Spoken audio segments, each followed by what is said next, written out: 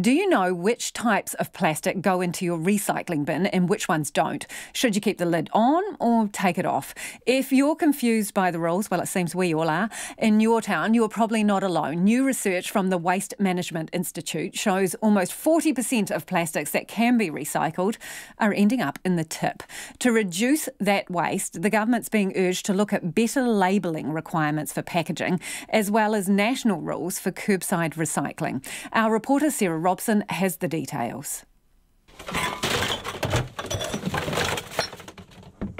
New Zealand households throw out 1.7 billion plastic containers in their rubbish and recycling bins each year. On the streets of Auckland, these people are trying to do the right thing. Everything gets recycled. It goes into a plastic bin beside our normal rubbish bin, and then the kids take it out to the 240-litre recycling bin sort of twice a week. I mean, I think it's common sense, to be honest, what goes in recycling, what gets put in a landfill. You roughly can guess which sort of plastic does go into the recycling bin, like the thin plastic ones. But the research found almost 40% of the plastic bottles and containers that can actually be recycled end up in landfills.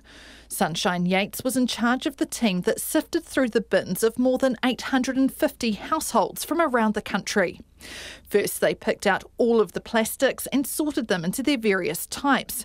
Then Ms Yates says they were looking for a few specific things. Were they clean or dirty? Did they have labels on them, like the sleeves that stop them from being recycled easily?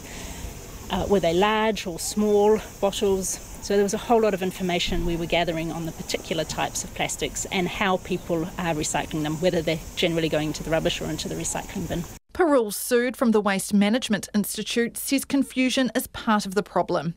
Across the country, different councils have different rules about which plastics they do and don't collect. And sometimes Ms Sood says it's hard to find the number on the packaging. There definitely is a requirement for making labelling clearer, and if you've got a standard which says everybody will comply by these rules, the size has to be so much, this is what it means, it makes it clear for the consumer to understand it, that would definitely help.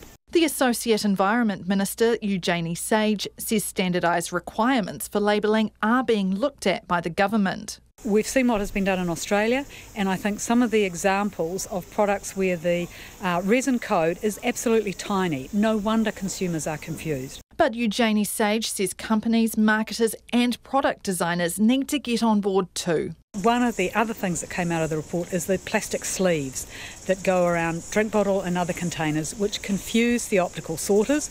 They mean that high-value plastics like number one bottles end up being mixed in bales of low-value plastics and not being properly processed. So what should you do with your plastic bottles and containers? Parul Sood has some advice. What you need to be aware of is what gets recycled in your council area, and if there are rules in terms of saying are you just doing ones and twos or are you recycling the entire lot. For example, in Auckland we do collect all the numbers, and in that case the first thing is you look at the number, you make sure your product is empty out of the container, you rinse it and put it in a recycling bin. Mō te hōtaka o te ahi, ko Sarah Robson, aho.